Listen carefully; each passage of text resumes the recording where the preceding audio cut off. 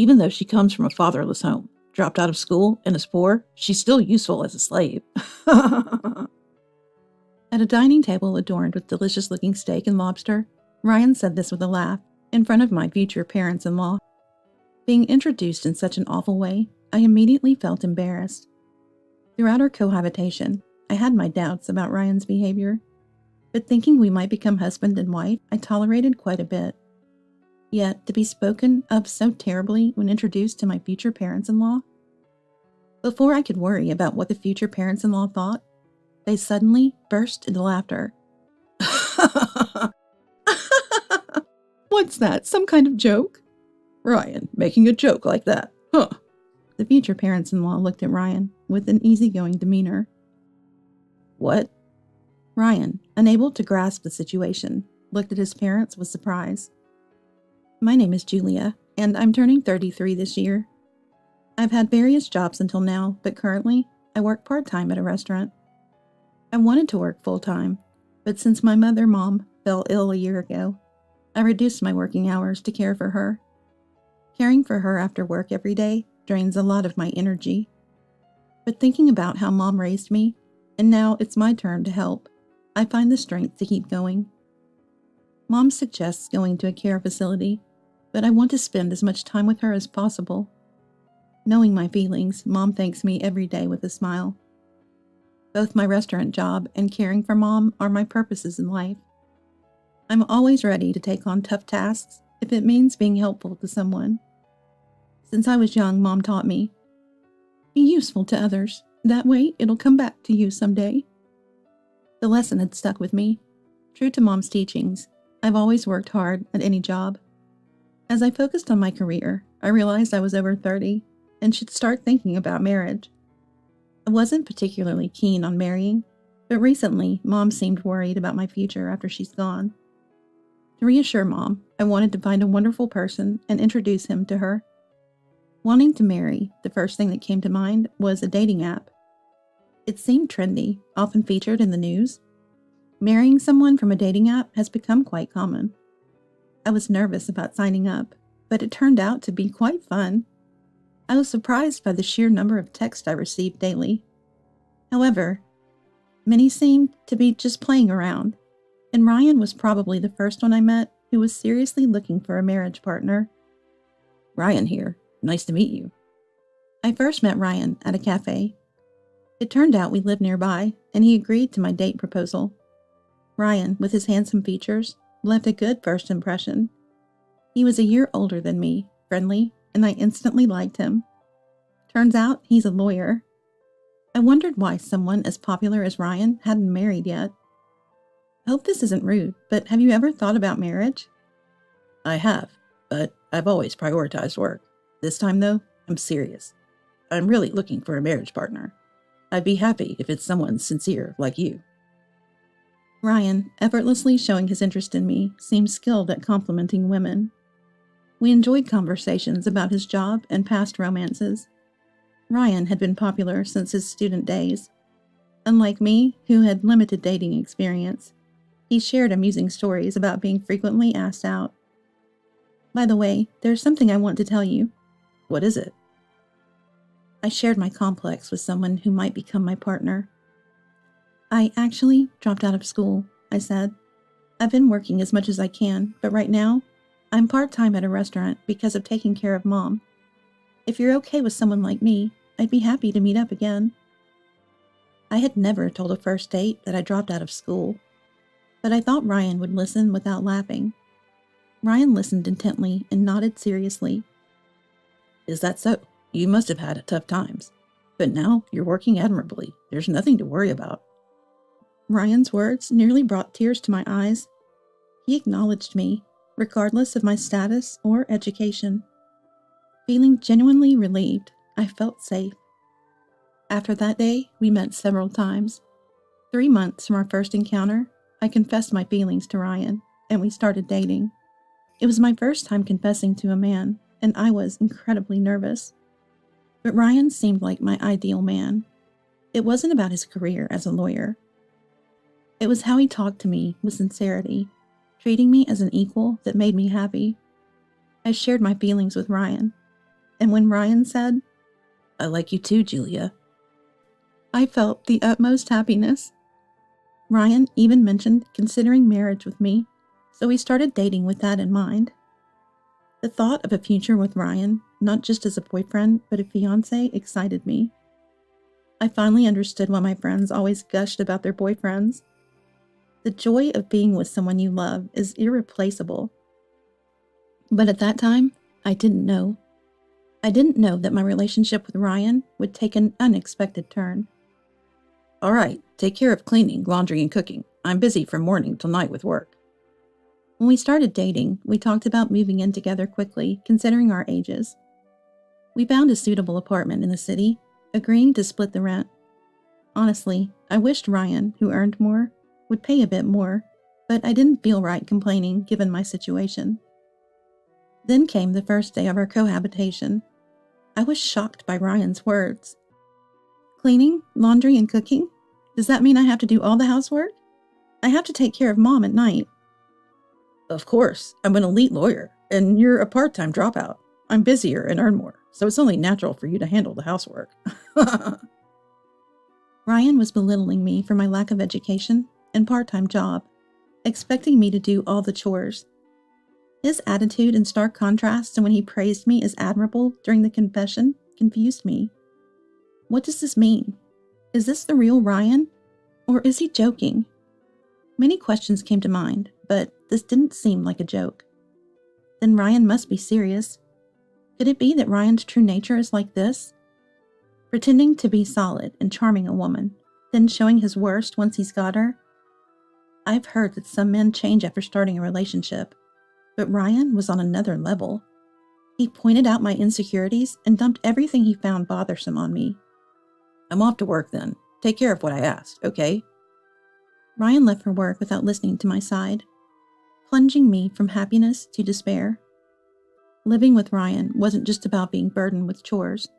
He often went out for meals after work, claiming it was for work relationships, and more often than not, his dining companions were women. I knew this because Ryan would tell me, "I'm going out with a woman for dinner today." It seemed like a brazen attitude from someone with nothing to hide, but he should consider my feelings. Even if Ryan claimed to like me, his attitude since moving in, treating me like a servant, made me doubt it. Once he went out for dinner. He often didn't come back until late at night. I usually got home in the evening, but I immediately headed to Mom's place every day. Thankfully, Mom's house was close, but juggling part-time work, all the house chores, and caregiving exhausted me daily. Sometimes Ryan would go out without a word, leaving the meals I prepared wasted.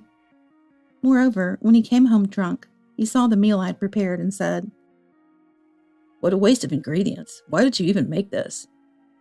"I thought we were going to eat at home today." "What? Since we haven't been eating at home these days, you should have figured it out. Do I need to spell out everything? This is what you get with a low education level." Despite Ryan's lack of communication being the issue, his berating me for my lack of education made me angry. The reason Ryan had never married must be because he masked his true nature and deceived women. That's the kind of person Ryan is. I was the one who was fooled, but I refused to be subservient to Ryan.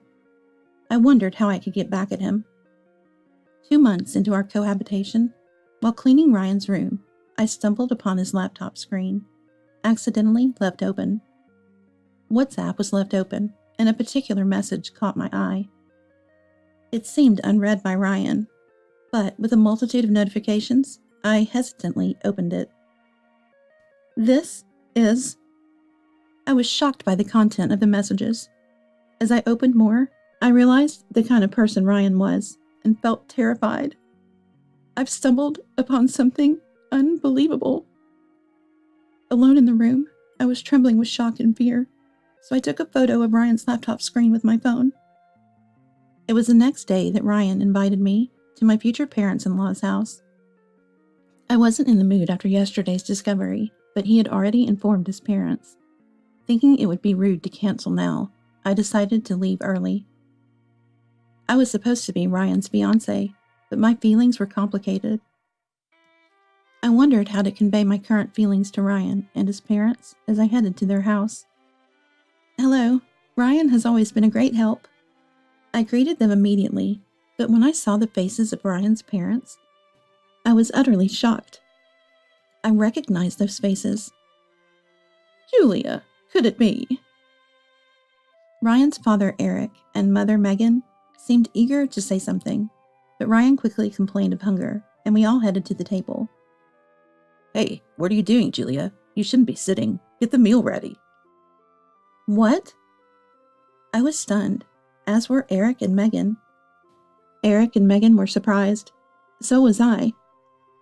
I didn't know what to do, being asked to prepare a meal in someone else's home. Of course, if I had known from the beginning, I would have prepared something, but being suddenly ordered by Ryan, I panicked. The meal is already ordered for delivery, so no worries, Eric kindly said, but Ryan laughed. No need for delivery. Julia should have prepared it. Eric and Megan looked astonished at Ryan's words. Eventually, the doorbell rang, and the delivery person brought delicious food. Eric and Megan set the delectable dishes on the table. Let's eat, they invited. Ryan started to introduce me to Eric and Megan. She's from a fatherless home, dropped out of school, and is poor, but useful as a slave. At a dining table adorned with delicious-looking steak and lobster, Ryan said this with a laugh in front of Eric and Megan. I felt embarrassed by such a terrible introduction. Throughout our cohabitation, I had my doubts about Ryan's behavior, but thinking we might become husband and wife, I tolerated quite a bit. Yet to be spoken so terribly when introduced to my future parents-in-law? Before I could worry about what Eric and Megan thought, they suddenly burst into laughter. What's that? Some kind of joke? Ryan making a joke like that, said Eric and Megan, looking at Ryan with an easygoing demeanor. What? Ryan, unable to grasp the situation, looked at Eric and Megan. I observed the three of them. Ryan, are you enjoying this, seeing how we'd react to your comments? What are you talking about? Don't play dumb. You knew we've known Julia for a long time, and you're making weird jokes, right? What? Ryan seemed utterly clueless about what Eric and Megan were saying. Eric and Megan's expressions turned stern as they realized Ryan's derogatory words about me weren't jokes, but his true feelings. You mean, Ryan, you didn't know? You said those things about Julia being a slave, thinking it was true? I always speak the truth, but what are you talking about?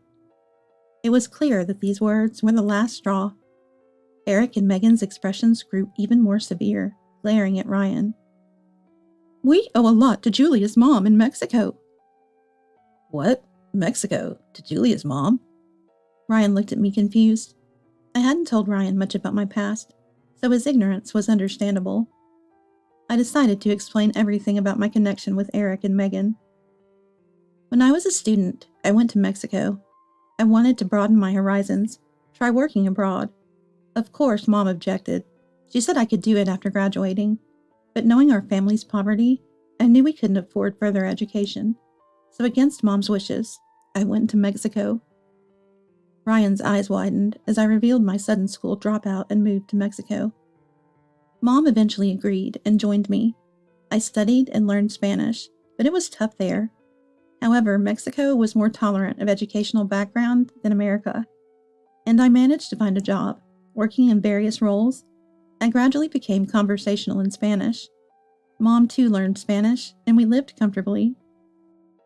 Work in Mexico? No way someone with your education could. But I did. I even co-founded an IT company with local friends, and it went well. By the time 10 years had passed since moving to Mexico, I had built a decent future, enough to buy a downtown house in cash, and that's when I met Eric and Megan 3 years ago. Eric and Megan nodded deeply to my words. Ryan might remember. Eric and Megan lived in Mexico for a year due to work 3 years ago. Ryan stayed in America. At that time, they were struggling with Spanish, and we helped them. Yes, Mom and I used to host events for Americans in Mexico on weekends. That's where we met Eric and Megan. They were new to Mexico, and we started meeting frequently, helping them with Spanish and life in Mexico. Eric and Megan were grateful to learn about Mexico from Mom and me. We have fond memories of coffee and sightseeing with them. So meeting them here today was beyond my wildest dreams. They had mentioned having a son, but never went into detail. Such an incredible coincidence, but now I've accepted this reality. Mom and Dad knew Julia? I didn't think so, but it's true. That's why we knew from the start Julia was a good person. We couldn't believe Ryan speaking ill of her. Megan glared at Ryan with a furious tone.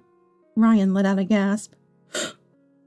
A year ago, when Mom's health declined, I returned to America, but I still work remotely for the IT company. My colleagues trust me. At the restaurant, my ability to speak Spanish is valued. I may not have high education, but I've worked hard in everything I could do. Ryan's face turned pale. He was clearly shocked to learn that the person he had been belittling was actually successful. Why didn't you tell me such an important thing, Julia? You're wealthy. In that case, let's get married after all. I won't make fun of you anymore. Ryan now spoke in a brighter tone, apparently having changed his mind upon learning of my substantial wealth. But I wouldn't be fooled by Ryan's superficial words. What are you talking about? I no longer intend to marry you, Ryan. Do you realize how painful it was when you started living with me under false pretenses, then showed your true colors? Oh, and speaking of deception, Ryan, you've been scamming clients using your status as a lawyer, haven't you? What? Scam? What are you talking about?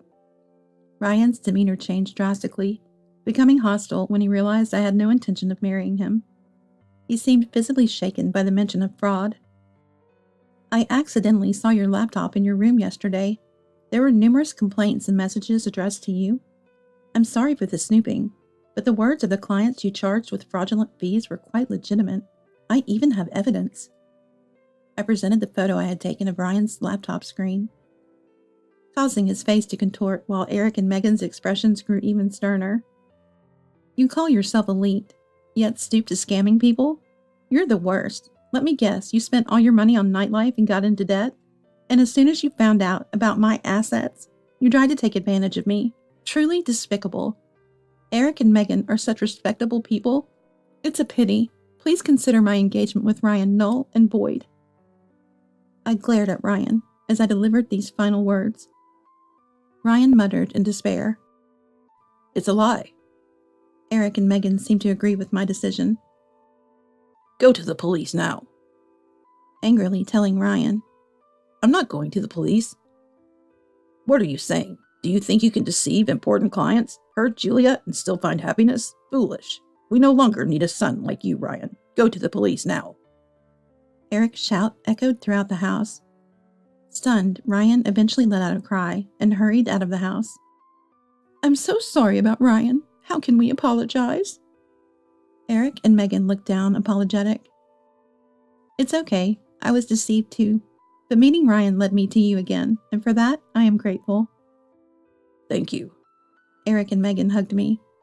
We then reminisced about our time in Mexico, and they expressed concern for Mom's condition. They truly are wonderful people. I may have lost a fiancé, but in exchange, I found a precious connection, which was somewhat comforting. Ryan turned himself into the police as promised, and is currently being questioned. I suspect he might have been squandering money on women. He often declared he was going out for meals with them and would leave at night. Without money, Ryan scammed his clients for exorbitant fees to escape debt and even targeted my assets. Even if he's released from police custody, his reputation is ruined and he'll likely lose his job. Eric and Megan told me that Ryan always fought with friends and frequently got into trouble at school, even involving the police. How a person like Ryan came from them is a mystery, but now he's reaping what he sowed. They have no intention of letting Ryan return home. I believe Ryan shouldn't cause them more trouble. He's probably in despair now, but there's no room for sympathy. He should repay his debts on his own. Meanwhile, I continue to keep in touch with Eric and Megan. They'll soon visit Mom's house, eager to see her. Though I lost a fiancé, I'm glad to have formed such important bonds. Life with work and caregiving is tough. But I want to cherish those who care for me and keep moving forward positively